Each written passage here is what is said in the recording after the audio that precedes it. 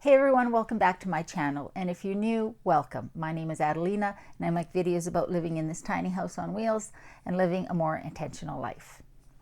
I'm back from Vancouver Island. As you saw from last Sunday's video, I was out there to look at 2 potential parking spots for the tiny house. So if you want to hear how that went and whether or not I decided on anything, stay watching.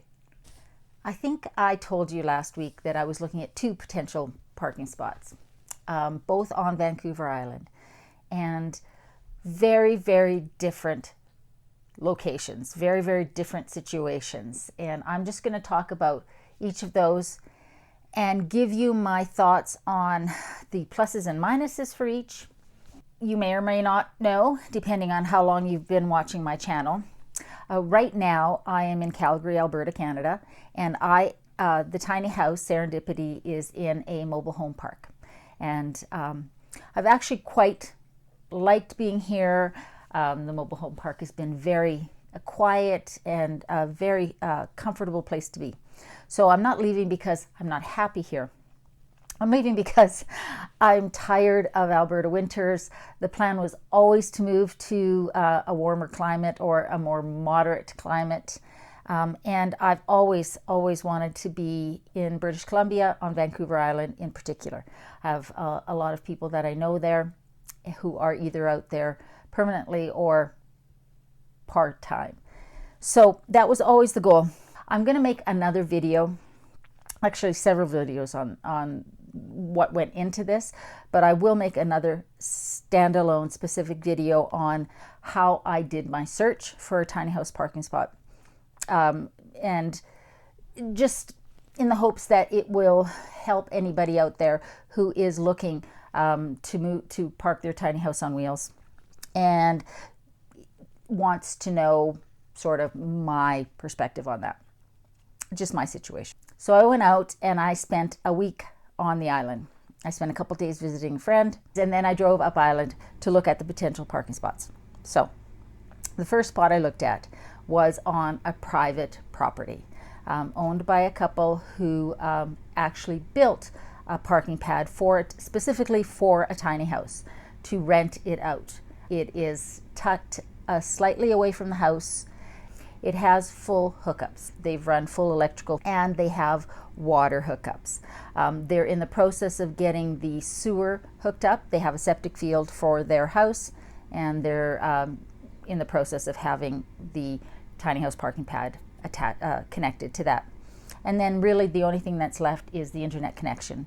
So that's also something that they're in the process of working on. My requirements for moving my tiny house for a new parking spot for it were that I needed hookups. I did talk to a couple of places that were more off-grid. One in particular, which was they're building a tiny house village. It's on the mainland in BC, but you needed to be pretty much fully off-grid. You needed to generate your own electricity and have a compost toilet and basically be off-grid. I can't be off-grid. I need a reliable internet connection and I need reliable electricity because I need to be able to work from home reliably. Use the right 2 lanes to take a slight right turn onto Highway 19 North toward Parksville.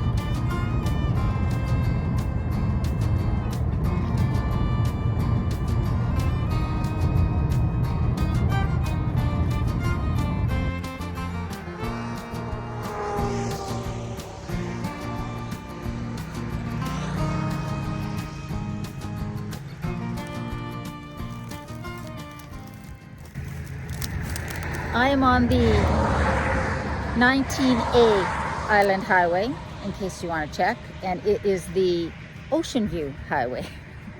So, and I can hear a bunch of sea lions in the distance. Anyways, I thought I'd stop and show you.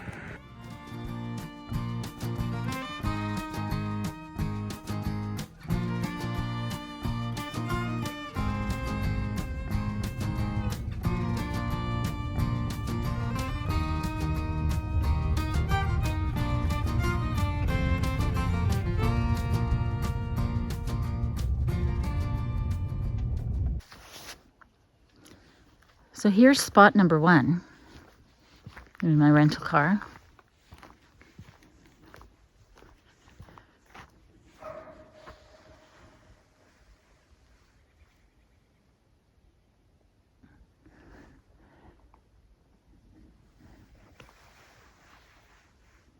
Ooh, that made me a little dizzy. It's certainly big enough for the tiny house. It's quite beautiful here. Secluded, which I like. And just very quiet. That is the pump house for the well. But it does have the electrical and the water, and they're just putting in the sewer. So that's nice. And there's a little pathway that goes to the main house. So the back of the house would probably go here. So when I looked up my living room, I could see that on one side, and that on the other, and then this way. The sun is just going down. What do you think? It's quite beautiful here. And the birds are chirping, and the couple that owns the property is lovely. So I like it. I like it a lot. And it is a very strong contender. I was really impressed with this couple.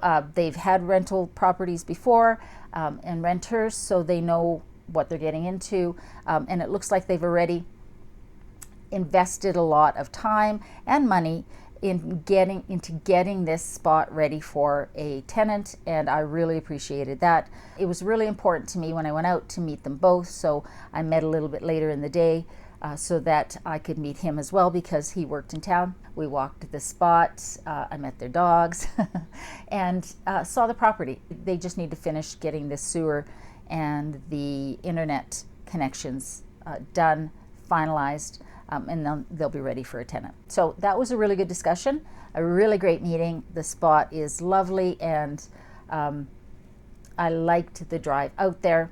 So that was spot number 1, out in the country, on private property, set away about 10-15 minutes from town. The next day, I saw spot number 2.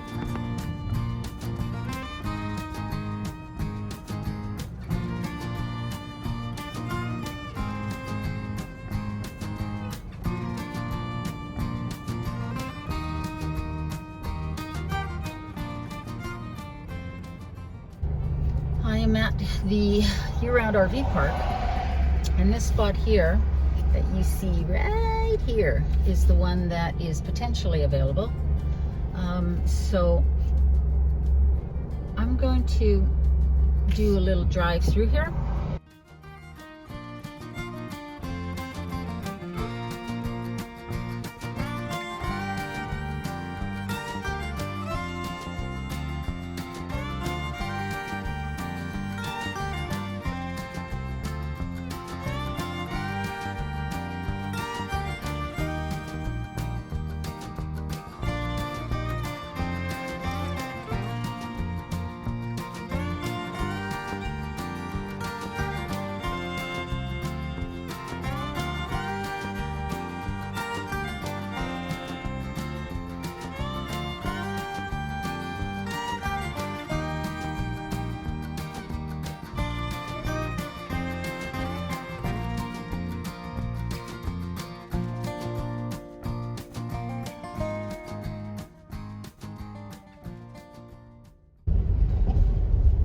The park does have laundry, a little store, Wi-Fi, cable is all included. You do have your own electric meter. There's a water slide, which I will not be taking advantage of. So this spot is very close to the ocean, and It's a really nice little setup in that it's very convenient. There's that, like I said, that convenience store. There's a laundromat, and it's close to all the amenities.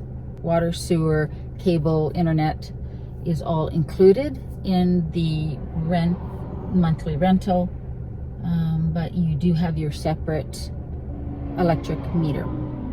Pluses, great location, really close to the ocean, close to all amenities, closer to Victoria where I have friends, and Nanaimo, the ferry, things like that. Minuses, it's more expensive. The pluses of the other spot are it is very quiet, more remote. I don't have any neighbors right next to me, so it's a lot more private. As far as the amenities go, I'm still paying for my own electrical. In that instance, I'll be paying for my own Wi-Fi. But the price for the monthly rental is quite a bit less. I can't walk to a shop where I can here. I'll have to think about it. I'm going to drive around Qualicum Beach a little bit more to get a feel for the neighborhood. I do think that Courtenay is gorgeous and Comox is gorgeous, and they're very close to the other spot. Yes, I have to drive there, but it's very close. So I don't know. That's what happens when you're trying to make a decision like this. You weigh the pros and the cons, and then you let yourself sit on it, or I let myself sit on it for a while and see how I feel. The young couple that I talked to that had the lot in on their land were very nice. I had a really good feel for them. The manager here, really nice. Everybody I've met here is also really nice, and I have a really good feel about them. So I don't have any red flags either way there. Here, it would be easy to pull up, put the jacks down, and hook up. There, the internet and sewer aren't done yet. So I don't know. I have to sort of trust that they'll get that done in time, which I have no reason to believe they won't, because they've already invested in the infrastructure that is there, the electrical. I haven't made a decision yet, but they're very different. So I just have to think about that. Being here is what I want, and therefore worth it to me to pay a little bit more if this is what I want. So that's all I got. I'll give you some footage of what it's like here, and then once I decide, I will let you guys all know.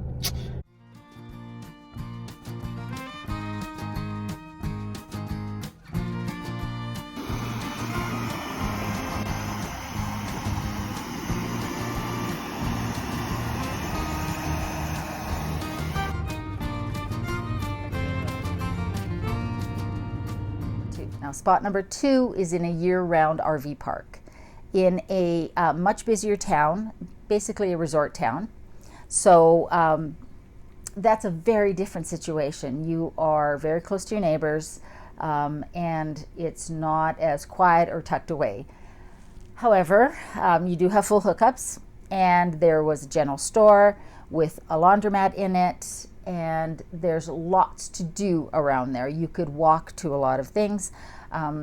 Both locations you could walk to the ocean, but the RV park definitely had more amenities around it. More of a lively spot, definitely a spot that if you liked being around people, and if you liked being able to walk to shops or restaurants, cafes, you could do it in that location. That location is also about an hour-ish closer to Victoria. So spot number 1, the country spot, is about 3 hours away from Victoria. Spot number 2, the RV park, just about 2 hours outside of Victoria. Why that matters is that I have a lot of friends in Victoria. Being close to Victoria isn't going to make up my mind either way, but it's a consideration. I wouldn't make up my mind until I got home and had some time to think about it. This decision was pretty straightforward to make. So the pluses were It was in a really neat town. There was lots of cool things to do around there. I could walk to a lot of stuff. It was closer to Vancouver, to Victoria. The negatives were it was not private. It was not going to be quiet. It was a lot more expensive. And I wasn't getting away from the rat race that I was trying to get away from, which was the whole purpose of moving. The country spot, the pluses were, it was really quiet, beautiful setting. You could hear the birds. There was a place for a garden for me to grow some vegetables. It was private because it was tucked away. It had all the hookups that I needed. It was only 10 minutes from town. I could walk to the beach, and it was just a beautiful setting. It was reasonably priced, and I had a really good feeling about the couple that owned the property, and it already felt like home when I saw it. I could so see how I would set up the house and build a little deck and just really settle in. So there was a lot of pluses there. On the negative side, the minus side, yes, it was farther away from Victoria. I couldn't walk to shops. I would have to drive, and that's about it. That's all I can think of the negatives. Now, if you're the kind of person who is an extrovert and needs to be around a lot of people and a lot of nightlife and a lot of activity at all times, that's probably not going to be the spot for you. I'm not that person. I'm totally content with peace and quiet and hearing the birds singing and the wind in the trees. I love that spot was tucked away and felt quiet and especially private. So it was really easy to make the decision. So I did reach out to them, and they said they were very happy to have me. So I said yes. I'm waiting to see the rental agreement. We'll have that discussion, and then once I sign that, I will send them my first month's rent. There isn't a damage deposit because I'm not renting a house or anything like that. I'm just renting the land. I'm bringing my own house, but I will give them the first month's rent, and that will sort of solidify the deal. And then between now and when I move, they will finish up the sewer and that internet connection. So it's very exciting. I have to give 2 months notice here. The goal for me is to move June 1st, so 2.5 months from now. And there is a lot to do between now and then, and I will be sharing it all with you guys. But I just wanted to let you know that Serendipity has found her new home. So, knock on wood, everything goes well. The plan is to move at the beginning of June and settle in, and then spend my first summer on the island, tucked away there. Now I can start making the plans that I need to make to get the house ready to move and find a mover, all of those things. I will be chronicling all of it, and I will share it all with you and take you along on this journey, figuratively and literally, as we take the tiny house over the Rocky Mountains and across the ocean onto the island and to her new home. I'm really excited about this new adventure, the new chapter, and the new life on the island. Please consider subscribing. About half of my viewers are not subscribers, and I don't know why, because we're awfully nice here. It's a great family, great community, super supportive.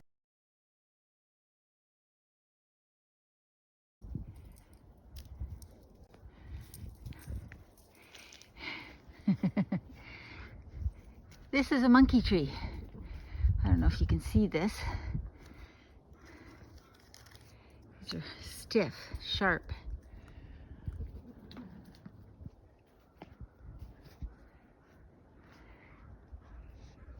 Cool, eh?